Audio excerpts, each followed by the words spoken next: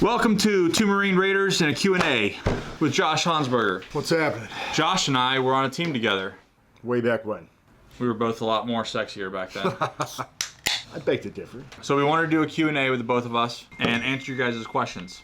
Miss Capper wants to know what's for dinner. Okay, we're going to jump right into it. You guys gave us some really good questions and some really dumb questions. No such thing as a dumb question. We'll try and answer them all. First question. You ready, Josh? Let's go. What made you guys enlist? This is from Ivan QT. What a cutie, Ivan. I think Ivan actually has like 5 or 6 questions. What made you guys enlist in the Marines, and were you guys scared to enlist? Josh, go. I guess what made me enlist is I had wanted nothing to do with college. Like the whole extended like high school. Aren't you like, looking to join a college now? Yeah, but you know, I grew up. I learned that it was okay.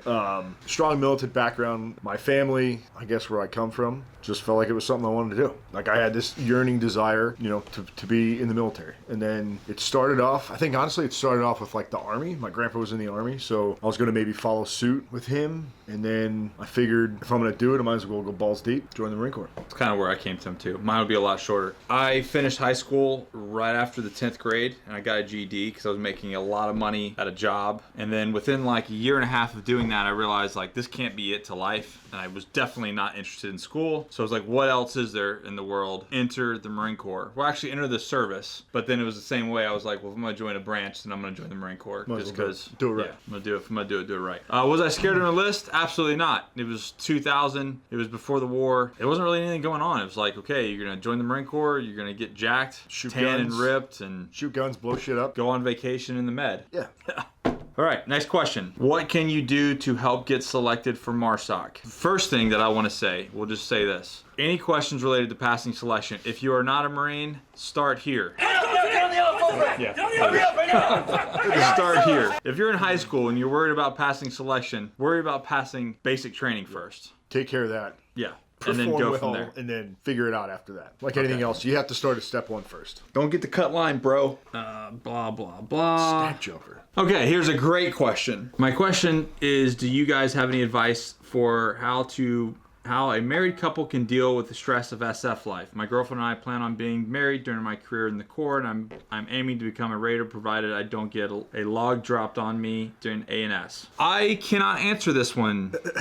Josh? I guess the root of the question, but does it say he's not even in the military yet? No, he's not in the military yet. Okay. So again, start here, but... Step 1, should you successfully complete step 1 and make it on to step 2, 3, and 50? I think that would be like step 10. Yeah. Anyways, you make it to step 10, you're still married by then. Then you've done something right so far, so, you know, take some things from there. To be honest, though, I think a lot of it just boils down to communication between the two of you, open communication and honesty, and then you know you have to play this balance game. You know, and it's like any other job or any other workload that you're with, is that you got to get sucked in and love it and live it enough because it is your job, your lifestyle. You're in the military; it's different than, you know, a 9 to 5. But she's got to be on board for that too. She's got to be on board, but then it's got to be a two-way street that you also have to give on the backside. You know, when you are home, you got to be present and just do as much as you can. Other than that, man, I really don't. I mean. Well, I would say this. I would say a lot of young Marines get married to their high school sweetheart, or they get married to somebody right out the gate, and more likely that's not the right person. There's very few people that meet somebody when they're 17 and make it to be married because you don't even know who you are. Yeah. So what happens to a lot of Marines, they meet somebody as basically a young man or a child, and then they go through the Marine Corps, and then all of a sudden they grow up and become a man, and they don't like the person they're with. Or the same way with a woman doesn't like, you know. So be very choosy on who you decide to spend the rest of your life with, or a long period of time, because then you have kids, and then it doesn't work out. Now you've got a whole different problem on your hands, and we've seen it time and time again, and I've even experienced it myself. Next question.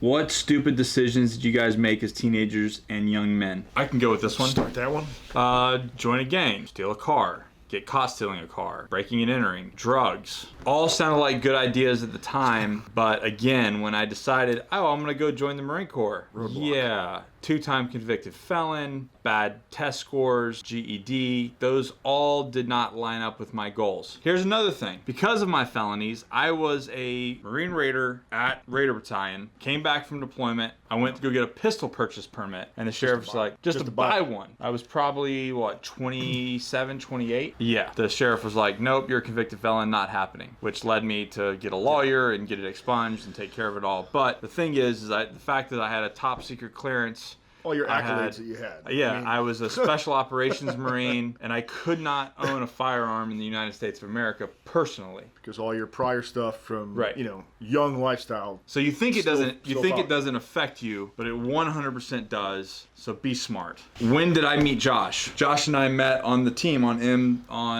MSOD 8222. 2010. Was it 2010? Yeah. So he came to our team, and I think we lost a guy. I think a guy moved from one team to the other, and we had an opening. Anyways, Josh, we were in the middle of a workup, and Josh stepped in. Basically was a seamless transition, and jumped on, and then that was it, man. And then it was the beginning of the workout. Made history. Honestly.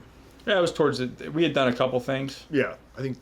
You missed the hike. 2 months, maybe. Yeah. You missed the. I'm okay with that. You missed the Appalachian Trail. From all the pictures and all the words that I had heard, it's okay that I missed it. And then that's it. So Josh and I have been friends for 7 years, and we worked our last 2 or 3 years together in the Marine Corps. He got hurt, and I was already out, right? I think I was out. No, I don't think so. 2012, May or May. No, I was still in. You were still in. So I was out through your recovery. Yeah. Yeah. So then we stayed connected, and then now we're doing some work together on the outside now. Facebook told me it's been like 8 years, so I listened to that.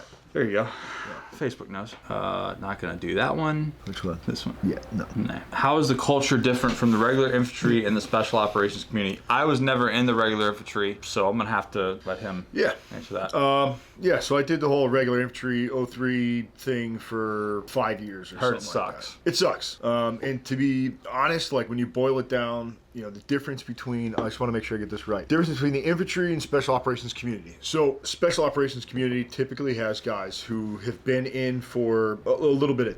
So they have some age under them. They have some experience, hopefully some experience and wisdom. Usually they've knocked off all the petty BS that comes along with being a young person and a young infantryman.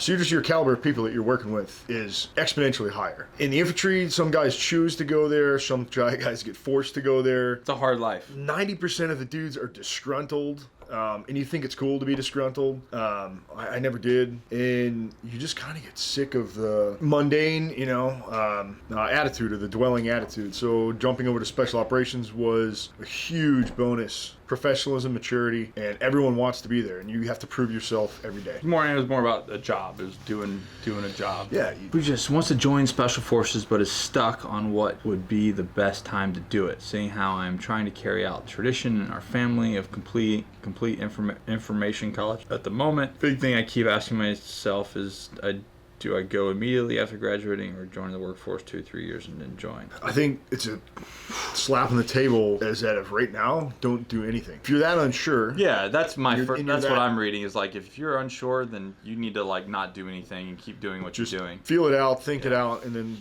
if and when the time comes that you're just compelled. You can't stop thinking about it. Yeah. Yeah. Then if it consumes you, start taking a serious look into some more stuff. Whatever's consuming you to do, that's what you need to do. If you can't stop thinking about going and joining, first of all, you're talking about joining special operations out the gate. Unless you're trying to get a BUDS contract or an X-ray contract with the Army, you're not going to happen. You're going to have to join the service. So revert back to step one. Back to step one, and then figure out. But here's the thing: is most selection courses are over a 50% attrition rate. Don't even know that you're going to make. You could join and then not make it, and now you're in the military. So the thing is, you have to really just want to be in the military, and then you're gonna go for it and go all out for it. Understand that be okay with joining the military. Even if you're wicked shape and smart, that you don't make it, you're still gonna be in the military. Here's a decent one. It's gonna be kind of short though. What is A&S like compared to other special operations schools like BUDS or Ranger School? I have not been to those other ones, but I will tell you, have been cadre for ours.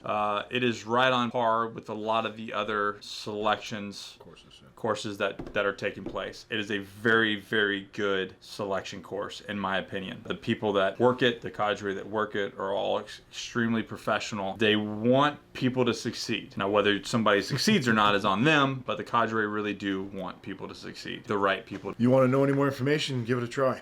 Yeah. I mean, sign the dotted line, asshole. Sign up, prepare for it, and gain further insight. Here's a good one. Before the military, what was your dream job? For me, I didn't have a dream job, and that's kind of where the problem was. I didn't want to believe that this was life. Like, this can't be like the I have arrived point of arrival, and this is just the way it's going to be until I die. And I didn't know what to do. So that is the reason why I wanted a life of adventure, and gave me more than I asked for. You get it now, didn't you? Yeah. What about you? Do you have a dream job before you joined the military? Dream career, I think it was play baseball. Oh, that's right. I really was big into baseball when I was younger. I loved it with all my heart and passion, and I wanted to keep playing. So I thought that'd be pretty rad. Next question. This is a really good one. We've been getting it a lot. What was your training schedule like before trying out for Marsoc? My story is a little bit different from Josh's. I was a Recon Marine. I was stationed at 2nd Force, then the 3rd Recon, and then got orders back to 2nd Force. It had turned into Special Marines 2nd, what were we calling it back then? 2nd Marine Raider Battalion now. That's what it is.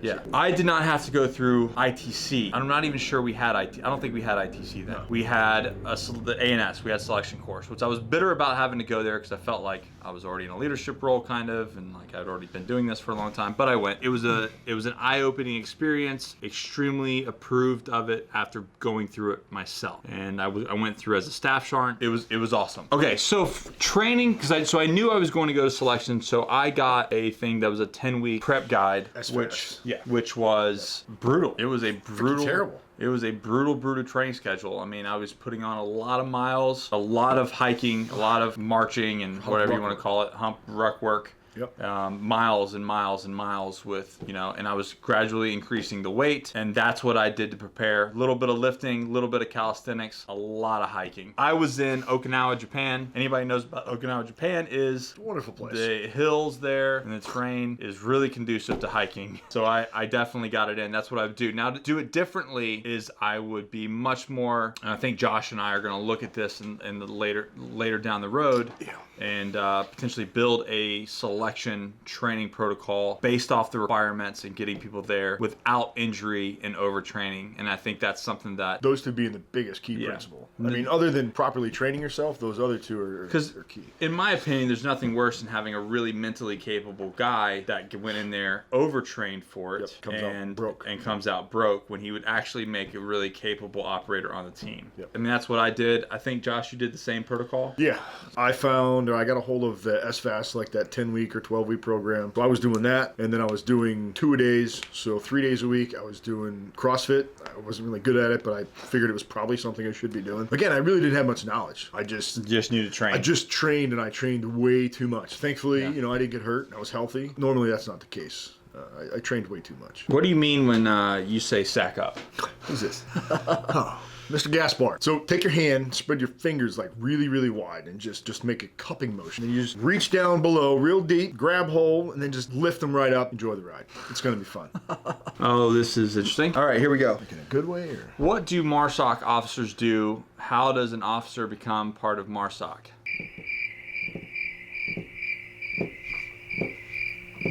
Bueller?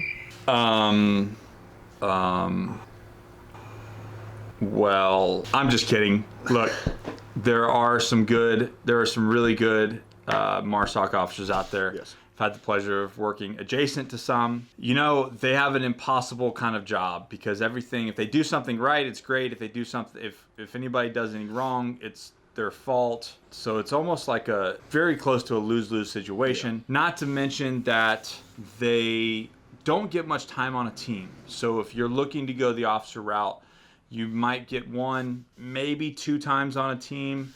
And then now, what's fortunate for us and what's really made Marsoc a lot better is they have an MOS. Yeah. So they stay in the community, and they go to company ops, then they go to regiment, battalion, they go to schoolhouses. So they really grow up in this environment like we did. I'm trying to think how many I had. I had 3 or 4 officers in my ITC class. I was class 2 for ITC. And I think I had 4. One of them got removed, so that might have left 3, or maybe that left 4. I don't know. But those guys went through ITC as well at that point in time. I don't know if they're still doing it though. No, they are. Yeah. Yeah, they are definitely. They still have to go through. So if you want to become a Marsoc officer, you still have to go through selection. Still have to go through ITC. Did you not have to go through pre-A&S or whatever that's called now? Yep. So the thing is you know, your men are going to rely on you. So if you become a Marine Corps officer, you got a lot of weight on your shoulders. Yeah. It's your reputation is really fragile because you have to take care of your team. You also have to answer to the SOTF and the battalion and the company. So you're juggling a lot, and you can't slip. You got to keep juggling it. So good luck to anybody who wants to jump on that grenade. Do the officer training. No, not going to answer that. Not answering that.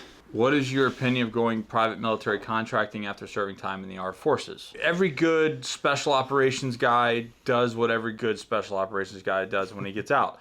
When you get out, you go contracting. First you contract, make all the money, and then when you're done contracting, you start a contracting a training consulting company that can do contracts. And then once you figure out how much you hate all of that, then you actually find out what you want to do in life, and you go from there. It's a process. I think it's great. I think if you're not done with the rodeo, then you jump on board and go make yourself some money, put some money in the bank, and then go from there. If you got a family and that sort of thing, maybe not doing that, I don't know. You'll make more money, but you're going to be gone just as much. You're going to be gone just as much. Yeah. I really don't have an opinion. I did it. It was good for a while it lasted, and then I quit. Here's the one we were talking about. What's up? Was there a time or times in which both of you had doubted your abilities during training or a certain event, or have had that why I'm here? I've thought. I don't know. I think I give it though. And if so, how do you overcome it? Okay. Have either of I ever doubted ourselves during training or in a certain event? Skip that last line, and then if so, how did you overcome it? I'd say yes, for sure. Same here. Yes. And if you can't admit that fact, I think you're probably lying to yourself. Absolutely. You have to go through a self-evaluation phase all the time. Well, not just that, but if you literally, I mean, maybe there's some Supermen out there that never got uncomfortable, but for all my friends, we all got extremely uncomfortable. And I'll say this, anything in life, if you have never put yourself in a situation to make yourself uncomfortable and make yourself, man, like, dude, I don't know if I'm going to be able to make this. You're not pushing the limits. You're not trying to find out what you're made of. Yeah. And what you have as capability wise. Like what did you really have in the tank? And I'll say this, even like with my last year I climbed Mount Rainier. I was on summit day getting up that thing. Every step I was like, dude, is my body gonna like fail? Like I really hope that I make this, because we are way up here. And all you don't know. You just know one step in front of the other. And I think with me, like even through RIP, ARS, selection, it was just one step in front of the other. That's all it ever is. And you really, there's a lot of time you don't even have time to think about this question. But no. But when the question does arise in your head, you're only going to come up with 2 answers. And it's either going to be fuck yes or fuck no. Right. And it's a really pivotal point, And if it's fuck yes, then, you redevelop your why you wanted to do it in the first place.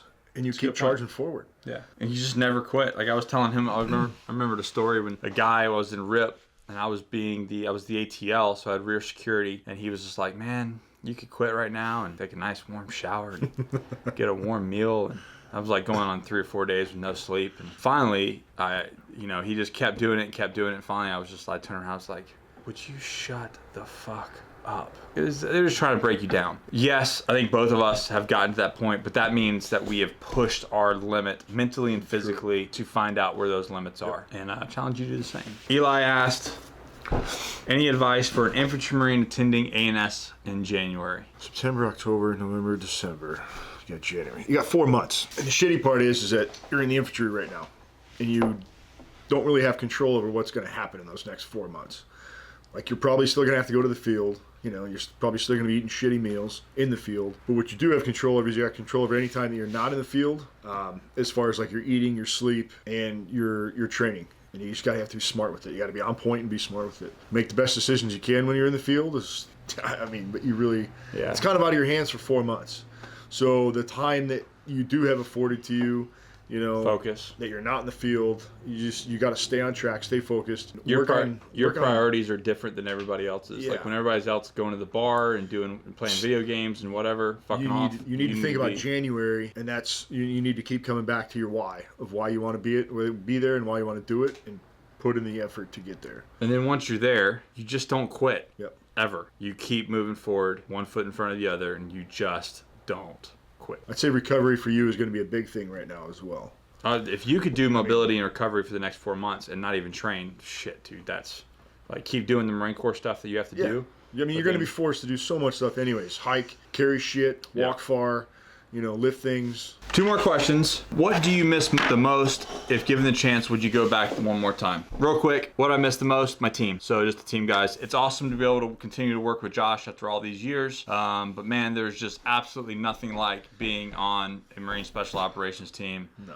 I've tried to replace it. I've tried to create it on the outside. You just can't do it. That's what I miss most. The second thing, if given the chance to go back, I would go back with one stipulation. I packed my bags and I flew from here to the deployment location, conducted the deployment, and flew back home, and that's it. I never had to deal with any sort of pre or post deployment anything. So your insert to extract is straight from home. Straight from home, and probably was not going to fly, but that's my stipulation on going back. Josh? Definitely feel the same. For sure, missing the men and missing your team, working with a solid group of dudes who are just professional, awesome, and are just like you. I mean, you can't get that anywhere else. But yes, I would definitely go back. Under those same rules. Again, there's skill sets, you harness and fine tune during all that pre stuff, but I'll just work it on the fly from this point on. You know what I mean? Like just let me go, let me do what I need to do, have some fun, conduct business, and come on. So if there's an MSOT out there that needs some 2 old guys, put me in, coach. I'm ready to play. Just give us a ring and have passport. We'll travel. Meet you there. All right. The last question of the night is going to be... Coming from... What emblem means more to you? The EGA or the Marine Raider badge? Great question. I have much respect for the Marine Corps. I think it comes down to, and I don't mean this in any derogatory way, but I think it comes down to what you connect with yourself emotionally. And I emotionally connect with the communities that I spent so much time in. The Marine Corps being the first one, but that was a stepping stone into the reconnaissance community, which was a stepping stone into the Raider community. Personally, I identify with the Reconnaissance Jack, your jump and dive, your Raider badge, and then now the Raider device. The device itself, Marine Raider, operator badge. There's nothing wrong with the EGA. It's just that when I see these other images, I feel more of a emotional connection with those than the Eagle Globe and Anchor. That is just my personal opinion. Again, I feel the same. I mean, the EGA is where it started, and Marine Corps and boot camp and recruit training, and that feeling and remembering, I still remember getting handed my, EGA. Oh yeah, of course. It was emotional. I remember it. Yeah, it was an emotional event. That harnesses, very deep in me and, and how I feel about what I've done. But like Nick said, this resonates more with me. It's kind of that point. We were talking a few questions earlier, when you just kind of, make a mental decision, you grow up a little bit, and I figured out what it really was that I wanted to do. To become, to go through, to excel myself. And that's the decision that I choose, is that's what I wanted to do. So that's what I did. And you worked hard for it. Yeah. You earned it. Guys, thanks for the Q&A. Thanks for all your questions. It was rad. We should do this again every time Josh comes into town. Do it. And here's the deal. If you got more questions, drop them below. We'll answer them. And don't forget to hit the subscribe button. Like, comment, share, subscribe, all the YouTube nonsense. And hey, if you're a young man or woman looking to join the Marine Corps, go to usmcprep.com. Check it out. 12-week training program we're launching very soon. Get signed up, get notified. You're going to like it. It's going to make you excel. Not just graduate, but actually excel. Lead the way. All right, guys. See you next time.